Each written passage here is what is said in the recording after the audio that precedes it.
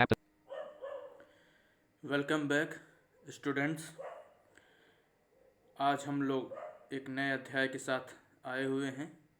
Class 10th social science democratic politics आपकी एक book का नाम है, जिसको आप सिविक्स कहते हो। उसका chapter number 1 sharing of power अर्थात सत्ता की साझेदारी। ठीक है, इस पर हम लोग बातचीत करेंगे।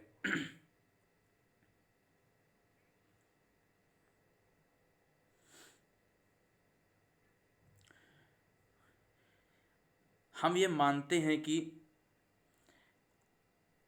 किसी भी लोकतंत्र में सत्ता जो है वह किसी एक व्यक्ति, एक समूह या एक संस्था में नहीं होनी चाहिए, बल्कि उसका सरकार के विभिन्न अंग जैसे विधायिका, कार्यपालिका और न्यायपालिका में वितरित कर देना चाहिए। अर्थात सरकार के कार्यों को विधायिका, कार्यपालिका और न्यायपालिका जैसे अंगों में विभाजित कर देना चाहिए। ठीक है।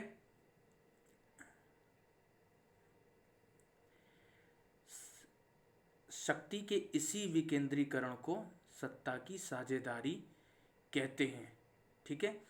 अगर हम सत्ता का साझेदारी न करें या विकेंद्रीकरण न करें और पूरी सत्ता को किसी एक व्यक्ति, समूह या संस्था में निहित कर देंगे, तो अमूमन क्या देखने को मिलता है कि हमें एक निरंकुश तानाशाही या अधिनायक जैसा शासन व्यवस्था हमें देखने को मिलेगा, क्योंकि सारी शक्ति एक व्यक्ति या एक समूह में निहित हो जाएगी। तो इससे क्या होगा, समाज का जो अन्य तबका या अन्य समूह जो अपनी अलग पहचान या विविधता रखता है, उसके साथ दोयम दर्जे का बर्ताव होगा और उसको शासन प्रशासन में वह भागीदारी नहीं मिल पाएगी, जिससे उसके अधिकारों का हनन हो सकता है। इसलिए सत्ता का विकेंद्रीकरण इस प्रकार किया जाना चाहिए जिसमें उस समाज का हर समूह, हर तबका एक तरह से शासन की प्रक्रियाओं में भागीदार बन सके। ठीक है। तो इस अध्याय में हम यही देखेंगे कि हम देखेंगे कि सत्ता की साझेदारी की समझ क्या होती है। बेल्जियम और श्रीलंका में जो भी प्रॉब्लम्स उठे थे उसके बारे में जानेंगे और किस तरह से इन दोनों देशों ने उन समस्याओं का समाधान किया। ठीक है। हम यह भी देखेंगे कि शासन की कुशलता के लिए सत्ता का बंटवारा क्यों आवश्यक है या इसके क्या लाभ होते हैं। इन सब बिंदुओं पर हम चर्चा करेंगे। ठीक है। अगर बेल्जियम में हम देखें कि सत्ता की साझेदारी की मांग क्यों उठी थी। ठीक है। क्योंकि हम जानते हैं कि बेल्जियम यूरोप का एक छोटा सा देश है। ठीक है। यह भारत के हरियाणा राज्य से भी छोटा सा एक देश है। ठीक है। जिसकी सीमाएं नीदरलैंड, यूक्रेन और जर्मनी से लगती हैं। अर्थात इस देश के इर्द गिर्द यूक्रेन, नीदरलैंड और जर्मनी राज्य या देश हैं। ठीक है। अगर बेल्जियम को देखें तो यहाँ की जो जाति बनावट है वह काफ़ी जटिल है। ठीक है।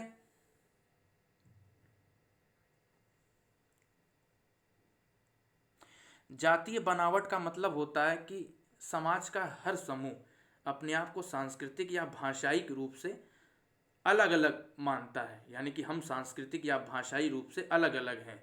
कोई अन्य भाषा बोलने वाला या उसकी संस्कृति अलग होगी, दूसरा समूह ये मानेगा कि मेरी भाषा व संस्कृति अलग है, लेकिन फिर भी राष्ट्र के नाम पर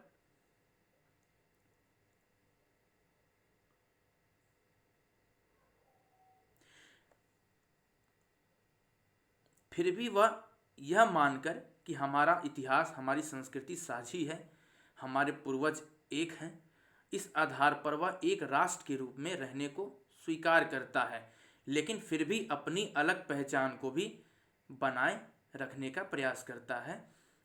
ठीक है। जैसे भारत में बहुत सारे सांस्कृतिक समूह हैं, बहुत सारे भाषाई समूह हैं, वो अपनी पहचान भी बनाए रखना चाहते हैं, प्लस अपने आप को भारतीयता से भी जोड़कर देखते हैं। भले हमारी सांस्कृतिक भाषाई पहचान अलग है, लेकिन फिर भी हम साझे इतिहास, साझी विरासत के आधार पर हम एक राष्ट्र के सदस्य हैं। ठीक है, ये दोनों ही बातें मानती हैं। तो इसी तरह का बेल्जियम में भी स्थिति थी।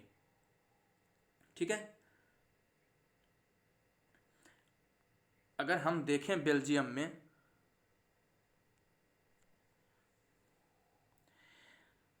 बेल्जियम की कुल आबादी का 59% जो फ्लेमिश में रहता है, फ्लेमिश एक क्षेत्र है, एक इलाका है बेल्जियम का, 59% जो डच बोलता है। ठीक है, यानी 59% फ्लेमिश में रहता है और डच बोलता है। शेष 40% बैलोनिया क्षेत्र में रहते हैं और फ्रेंच बोलते हैं। ठीक है, और 1% जर्मन बोलते हैं। ठीक है, ये तो पूरे देश का स्ट्रक्चर है। अगर राजधानी ब्रुसेल्स में आ जाएं तो वहाँ क्या है, 80% फ्रेंच बोलते हैं और 20% डच बोलते हैं, अर्थात ब्रुसेल्स में उल्टा है। ठीक है, पूरे इलाके में डच ज़्यादा हैं, लेकिन ब्रुसेल्स में क्या है, डच कम है। ठीक है, 20% है और 80% फ्रेंच है, और जबकि ब्रुसेल्स आपके बेल्जियम की राजधानी है। ठीक है, चूंकि देखें तो फ्रेंच बोलने वाले जो लोग हैं वो संख्या में भले ही कम हैं, लेकिन अधिक समृद्ध और शिक्षित रहे हैं, क्योंकि 1950 और 60 के दशक में आर्थिक और शैक्षणिक रूप से डच जो थे वो पिछड़ गए थे, और डच ऐसा मानते थे कि इसका कारण क्या है, फ्रेंच बोलने वाले लोगों का सरकार में बहुमत है, अर्थात सरकार में फ्रेंच बोलने वाले ज़्यादा भारी रहे हैं।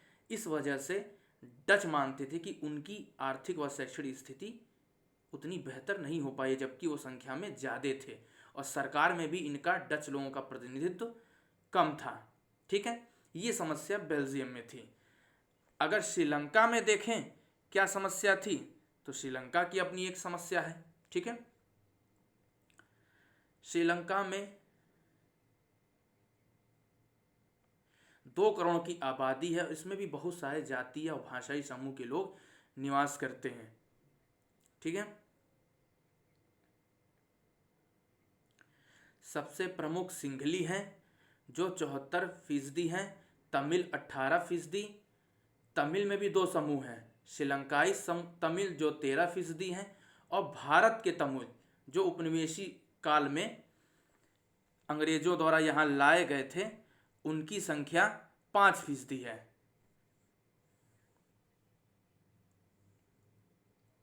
तमिल जो है वो उत्तरी और पूर्वी प्रांत में, तथा सिंघली जो है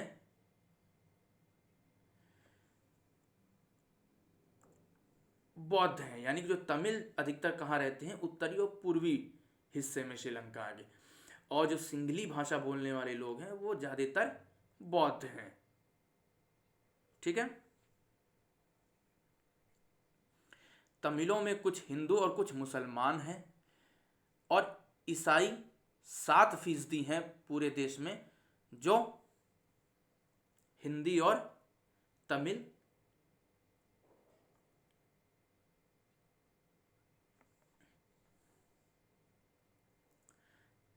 ईसाई जो 7% हैं जो सिंघली और तमिल दोनों भाषाएं बोलते हैं। ठीक है, अब देखिए दोनों की समस्याओं को हमने देख लिया, तो पहले हम देखते हैं श्रीलंका ने इस समस्या का किस तरह से समाधान किया। समस्या नहीं, ये बनावट है श्रीलंका देश की।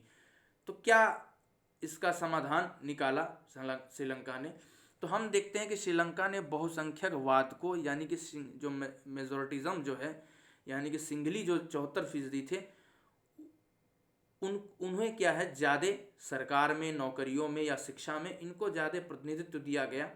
या सिंगलियों ने ही क्या है एक तरह से पूरे गवर्नमेंट पे या पूरे सरकारी नीतियों पर, कानूनों पर, सुख सुविधाओं पर क्या है एक तरह से अपना अधिकार कर लिया। 1948 में हम जानते हैं श्रीलंका को आज़ादी मिली और उस समय चुनाव हुआ, ठीक है। 1948 में ही चुनाव भी होता है और लोकतांत्रिक ढंग से एक सरकार चुनकर आती है, ठीक है। इस सरकार में क्या है, सिंगलियों का बहुमत रहता है और ये बहुसंख्यक में भी है, ठीक है। तो इन्होंने सरकार में आने के बाद क्या है बहुसंख्यकवाद को आरोपित करने का प्रयास किया। 1956 में सिंगली भाषा को देश की राष्ट्रभाषा बना दिया गया। विश्वविद्यालय व नौकरियों में सिंघलियों को प्राथमिकता दी गई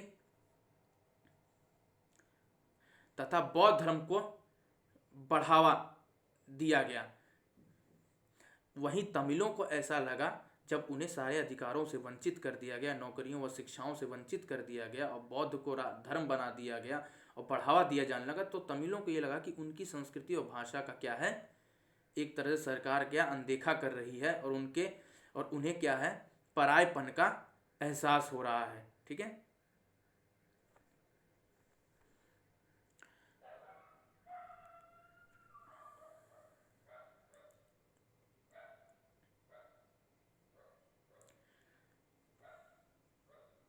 और सरकार जो भी नीतियां बना रही थी उसमें क्या है उन्हें अपने अधिकारों से ऐसा लग रहा था कि सरकार उन्हें अपने अधिकारों से वंचित कर रही है।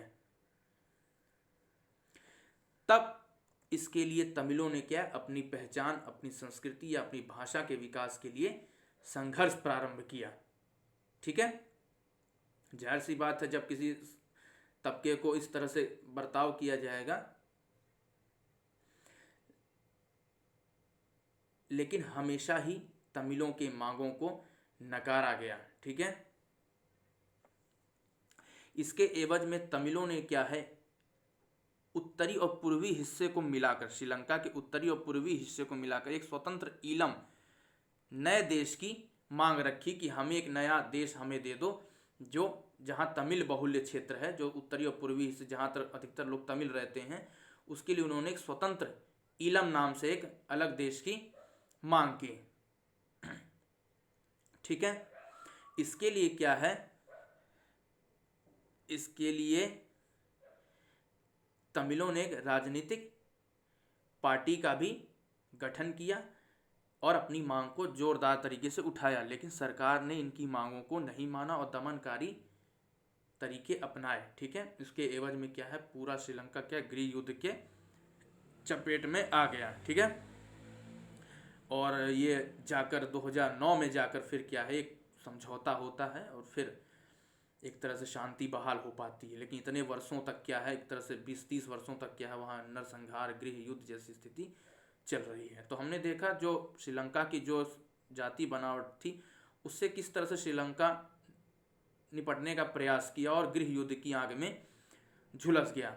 वहीं अगर बेल्जियम को हम देखें तो बेल्जियम ने क्या किया, बेल्जियम ने बड़े ही समझदारी का प्रदर्शन किया, श्रीलंका से विपरीत रास्ता अपनाया और बेल्जियम ने सोचा कि हमें विभिन्नता और स्वायत्ता का जो उनकी पहचान है उनका सम्मान करना चाहिए, यानी कि डच, फ्रेंच या ईसाई या जो भी जर्मन बोलने वाले लोग हैं उनकी विविधताओं का और उनकी स्वायत्ता के लिए हमें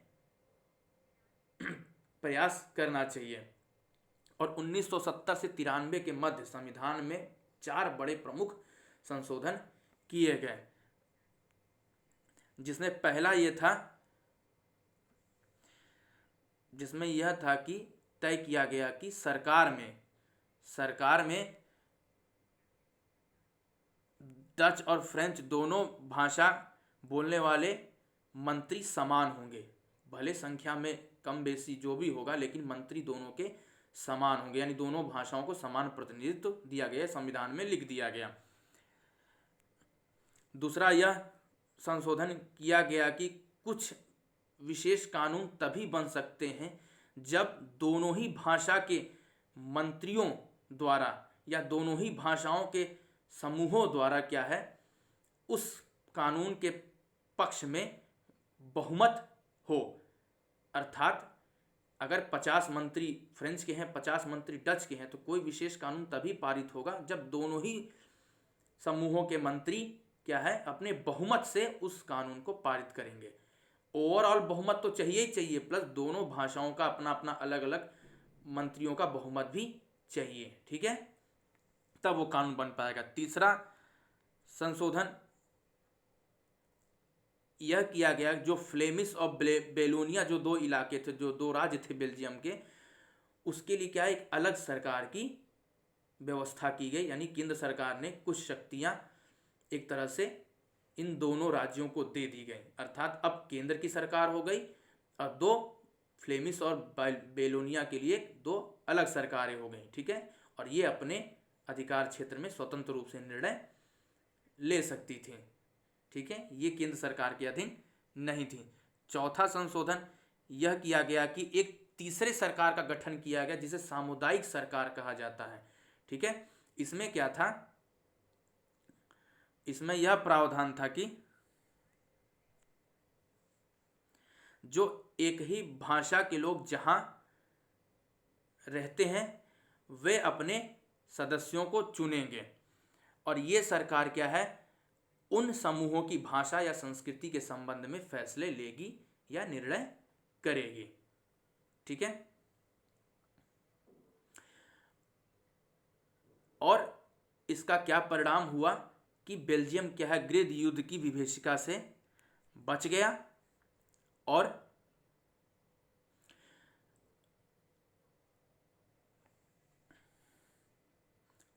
बेल्जियम क्या है, गृह युद्ध से बच गया, और यहाँ तक कि इतनी अच्छी व्यवस्था थी कि यूरोपियन यूनियन का जो मुख्यालय है वह भी ब्रुसेल्स में है, ठीक है। भले यह पद्धति जटिल है लेकिन फिर भी सफल रही, ठीक है।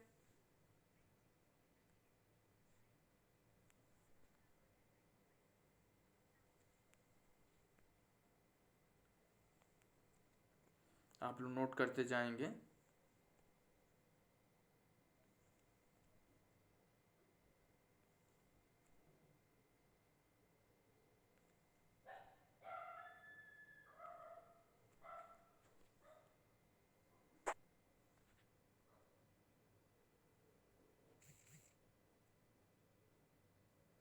Play.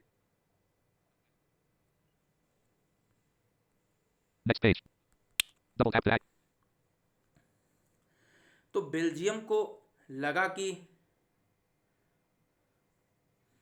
बेल्जियम को यह लगा कि विभिन्न समुदाय व क्षेत्रों का आदर व सम्मान किया जाए तो देश की एकता व अखंडता अक्षुण्ण रह सकती है, जबकि श्रीलंका ने इसके उलट रास्ता अपनाया, और यह पता चला कि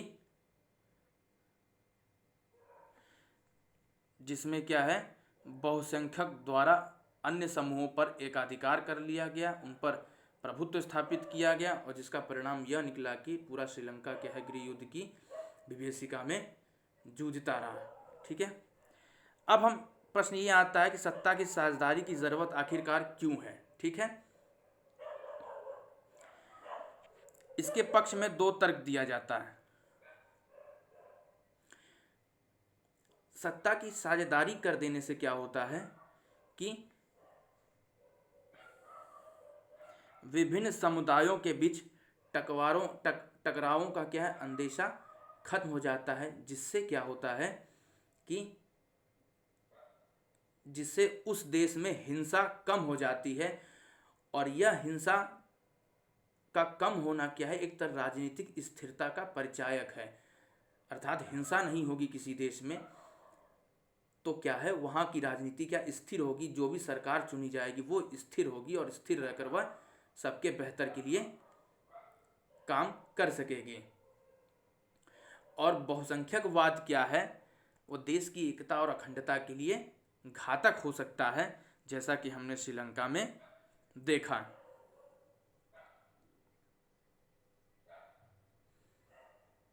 बहुसंख्यक विचारों को थोपना हमेशा से ही देश की एकता और अखंडता के लिए घातक हो सकता है, और बहुसंख्यकों का आतंक सिर्फ अल्पसंख्यकों के लिए नहीं बल्कि बहुसंख्यकों के लिए भी एक तरह से बहुसंख्यकों के लिए बर्बादी का कारण बन सकता है, जैसा हमने गृह युद्ध में देखा। ऐसा नहीं गृह युद्ध जो हुआ तो बहुसंख्यक भी मारे गए। तो कहने का आशय ये है कि यह सिर्फ अल्पसंख्यकों के लिए नहीं बल्कि बहुसंख्यकों के लिए भी समस्या का कारण बन सकता है। ठीक है। अब जैसे एक उदाहरण यहाँ जर्मनी इंजीनियर का दिया हुआ है, जर्मनी इंजीनियरिंग का दिया हुआ है, 2005 की बात है ये। वहाँ पे किसी दल को बहुमत नहीं मिला। ठीक है। 2005 में जर्मन में किसी भी दल को बहुमत नहीं मिला। क्रिश्चियन डेमोक्रेटिक पार्टी और सोशलिस्ट पार्टी दोनों विरोधी पार्टियां थी, फिर भी गठबंधन की सरकारें उस समय चली। ठीक है। उन्होंने बनाया और उसको सफलतापूर्वक चलाया, जबकि ये दोनों पार्टियां नीतिगत विचारों और नीतिगत मामलों पे अलग अलग विचार रखते थे। ठीक है। बंटवारे के पक्ष में एक नैतिक तर्क यह दिया जाता है कि सत्ता की साझेदारी क्या है, वास्तविक लोकतंत्र की आत्मा है। ठीक है। वास्तविक लोकतंत्र की आत्मा है। लोकतंत्र का अर्थ ही यही है कि इसमें रहने वाले सभी लोगों में सत्ता को बांट दिया जाए, और वैध सत्ता वही है जिसमें अपनी भागीदारी से उस समाज के, उस देश के सभी लोग एक तरह से शासन व्यवस्था से जुड़ सकें, यानी अपनी भागीदारी दे सकें। ठीक है। ऐसे ही एक लेबनान का भी उदाहरण आपका दिया हुआ है। ठीक है। इसको भी देखिए लेबनान में क्या उदाहरण है।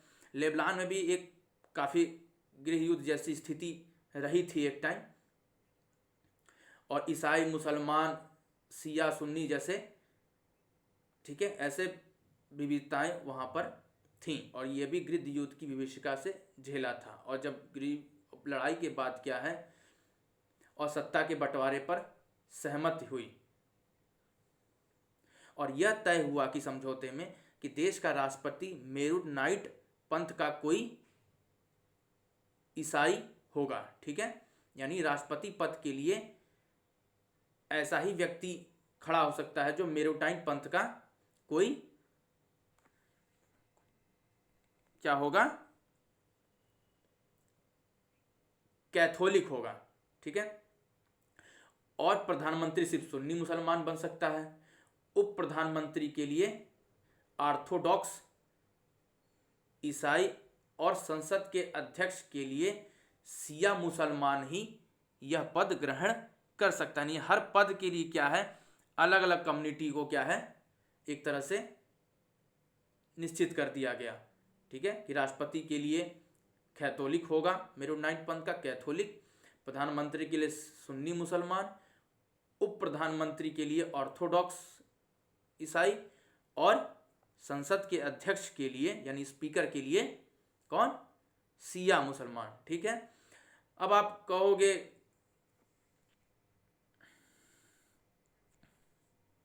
और एक बात और तय हुआ कि चूंकि लेबनान को लेकर थोड़ी सी प्रॉब्लम ये थी कि क्रिश्चियन ये चाह रहे थे या ईसाई ये चाह रहे थे कि फ्रांस का संरक्षण मिले।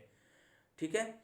और मुसलमान ये चाह रहे थे कि सीरिया को भी ऐड कर दिया जाए। तो इन दोनों मांगों को दोनों ने खारिज कर दिया कि क्रिश्चियन अब फ्रांस का संरक्षण नहीं मांगेंगे। ठीक है।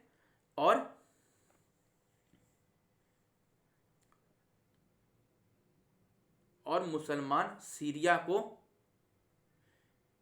के साथ एकीकरण की मांग को छोड़ देंगे। और जबकि समझौते के समय दोनों की आबादी बराबर थी, बाद में क्या है, मुसलमान क्रिश्चियन से ज़्यादा हो गए, लेकिन फिर भी ये क्या है, आज भी ये समझौता चला आ रहा है, लोग पालन करते हैं। ठीक है। अब आप कहोगे कि मुसलमान जो है वो तो कभी राष्ट्रपति बन ही नहीं सकता, यानी सर्वोच्च पद पर वो कभी जा ही नहीं सकता, जिस तरह की शासन व्यवस्था है। ठीक है। आप चाहोगे कि ऐसी कोई सत्ता का बंटवारा ना हो, बल्कि एक ऐसा बंटवारा हो जिसमें कोई भी उम्मीदवार खड़ा हो सकता हो और वो अपना चुनाव लड़े स्वतंत्र रूप से, और जो जिस पद के लिए जो भी जीत सकता है या जीते वह उसे वो पद मिलना चाहिए, ठीक है। लेकिन अगर लेबनान के बड़े बुजुर्गों से पूछा जाए जो जिन्होंने इस विभीषिका को, गृह युद्ध की विभीषिका को झेला था या जो समस्याएं थी उस टाइम की, वो मानते हैं कि जो भी समझौता हुआ है वो उनके लिए बेहतर है, ठीक है।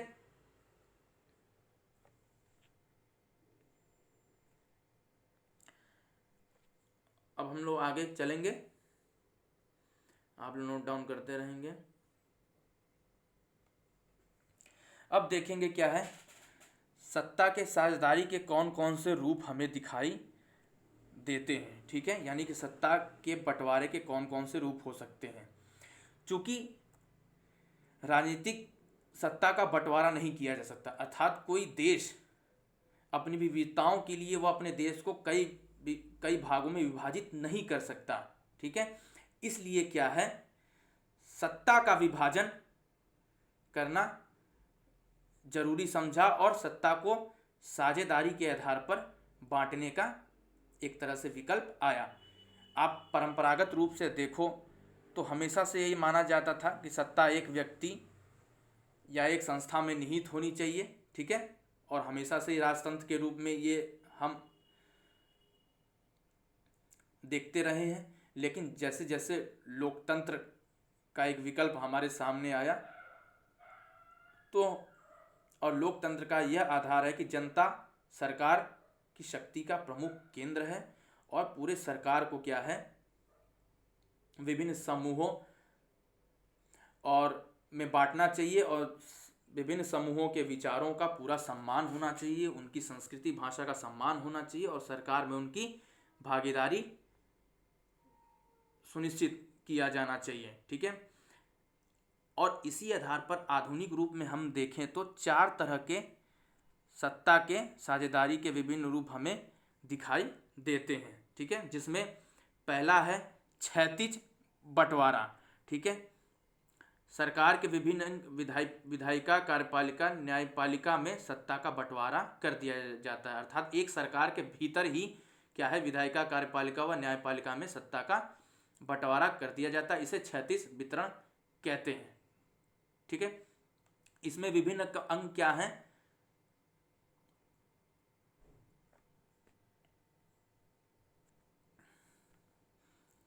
इसमें विभिन्न अंग एक ही स्तर पर रहकर अपनी शक्तियों का प्रयोग करते हैं, ठीक है। कोई अंग सत्ता का असीमित उपयोग नहीं कर सकता, हर अंग पर दूसरे अंग का अंकुश रहता है, ठीक है। इससे क्या है, हर अंगों पर क्या है, संतुलन व नियंत्रण का सिद्धांत लागू होता है, जैसा भारत में है, ठीक है।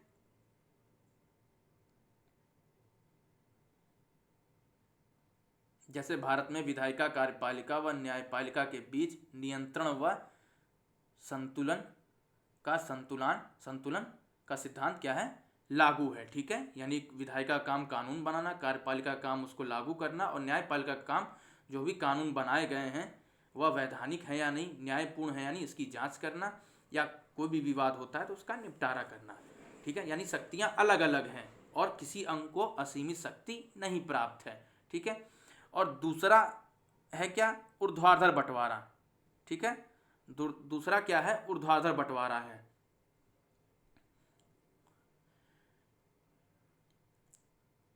इसमें क्या है, सरकार के कई स्तर पर सत्ता का बंटवारा कर देते हैं, यानी कई स्तर पर सरकारें बनती हैं, जिसमें एक सरकार पूरे केंद्र की होती है जो पूरे देश पर के लिए कानून बनाती है, ठीक है। और राज्य के लिए अलग अलग सरकारें होती हैं।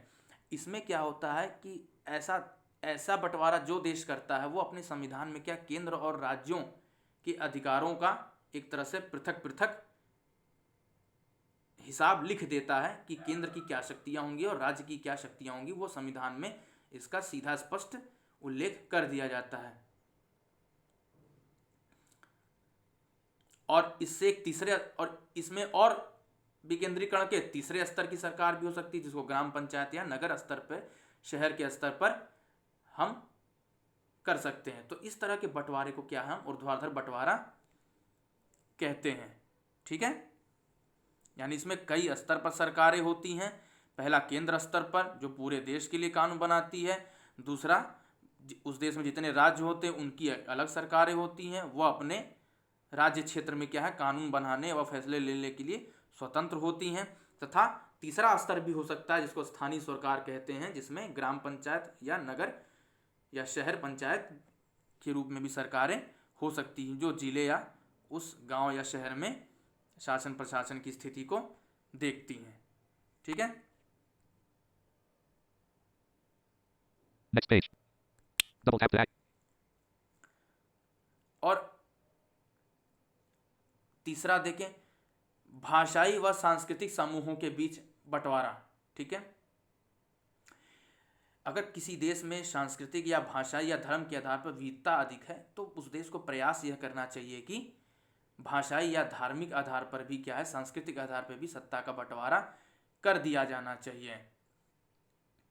जैसे बेल्जियम का सामुदायिक सरकार का जो एग्जाम्पल था वह इस तरह के बंटवारे का बहुत ही अच्छा उदाहरण है। और भी क्या हो सकता है, जो भी समाज में पिछड़े वर्ग या अनुसूचित जाति या जनजातियां हैं जिसके लिए आरक्षण किया गया है भारतीय संसद में, अनुसूचित जाति के लिए 84 सीट और अनुसूचित जनजाति के लिए 47 सीटें हैं। महिलाओं को भी स्थानीय सरकारों में आरक्षण दिया गया है।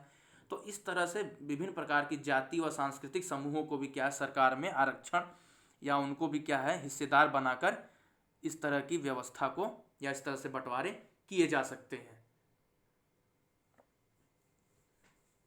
ठीक है, इससे सत्ता को और विकेंद्रित किया जा सकता है और पूरे समाज को क्या है अधिक सुदृढ़ बनाया जा सकता है। ठीक है, जिससे समाज में वैमनस्यता कम हो जाती, किसी को परायपन का भाव नहीं फील होता। चौथा क्या हो सकता है, दबाव समूह व राजनीतिक दलों के बीच क्या है सत्ता का बंटवारा। ठीक है, इस तरह के बंटवारे में आप देखते हैं कि बंटवारे का एक रूप दबाव समूह व आंदोलनों द्वारा शासन को प्रभावित या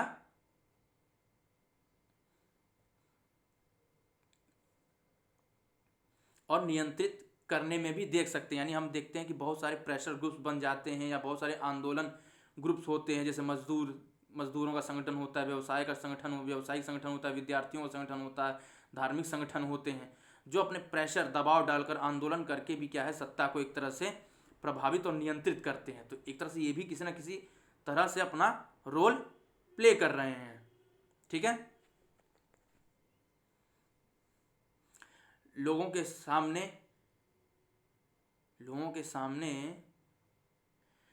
चुनाव में क्या है विभिन्न पार्टियों का विकल्प होता है। आप देखते हो कि लोगों के सामने भी क्या विभिन्न पार्टियों का विकल्प होता है और ये विभिन्न पार्टियां एक तरह से अलग अलग विचारधारा या अलग अलग सामाजिक पृष्ठभूमि से आती हैं। ठीक है, इसमें खड़े होने वाले लोग भी क्या है अलग अलग सामाजिक पृष्ठभूमि के होते हैं। ठीक है, और आप देखोगे कि लंबे समय में आप देखोगे कि हमेशा क्या है एक ही दल की सरकार नहीं रही है, यानी कि समय समय पर अलग अलग राजनीतिक दलों द्वारा सरकारें बनाई जाती हैं। ठीक है, इससे क्या है और इस तरह से जब राजनीतिक दल सरकार में आते हैं या हर राजनीतिक दल को सरकार में मौका मिलता है तो आप देखोगे तमाम तरह के जो दबाव समूह होते हैं, चाहे किसान समूह, मजदूर समूह, व्यावसायिक समूह, वह किसी न किसी राजनीतिक दल से जुड़े होते हैं। ठीक है, या राजनीतिक दल किसी न किसी समूह को, इस तरह के समूहों को क्या है साथ रखते हैं। तो जब भी सरकारें बदलती हैं तो इन तरह के दबाव समूहों का क्या है महत्व बढ़ जाता है। ठीक है, या तो ये दबाव के माध्यम से या फिर सक्रिय रूप से क्या है ठीक है एक तरह से भागीदार करके एक तरह से सरकार के निर्णयों या फैसलों को प्रभावित करती हैं और अपनी हिस्सेदारी को सुनिश्चित करती हैं। ठीक है, अब हम देख लेते हैं प्रश्नावली क्या क्या है। प्रश्न आप लोग नोट कर लीजिए। पहला प्रश्न है, आधुनिक लोकतांत्रिक व्यवस्था में सत्ता की साझेदारी के अलग अलग रूप कौन से हैं, उदाहरण देकर बताइए। दूसरा प्रश्न है, सत्ता की साझेदारी के युक्तिपरक और नैतिक परक कारणों को समझाइए तथा भारत के परिप्रेक्ष्य में किस प्रकार आवश्यक हैं, यह किस प्रकार आवश्यक है। ठीक है।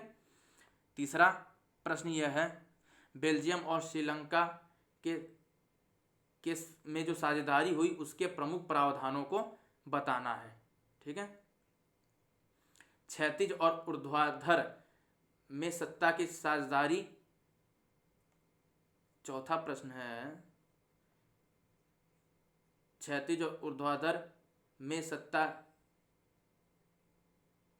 की साझेदारी में प्रमुख अंतर उदाहरण के साथ बताइए। पांचवा है,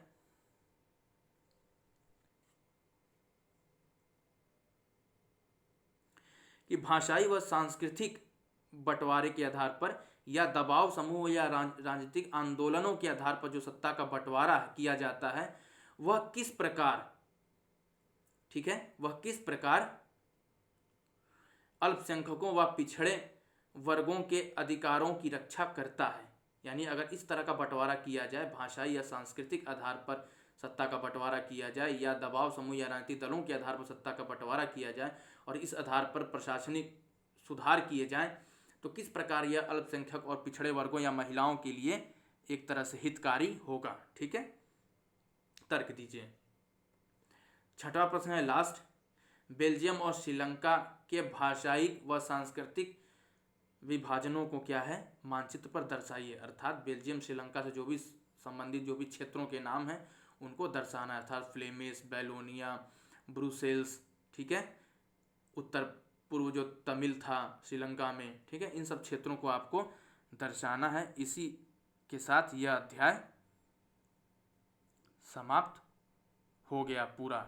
ठीक है, एक ही वीडियो में आप लोग इसको ध्यान से जरूर सुने और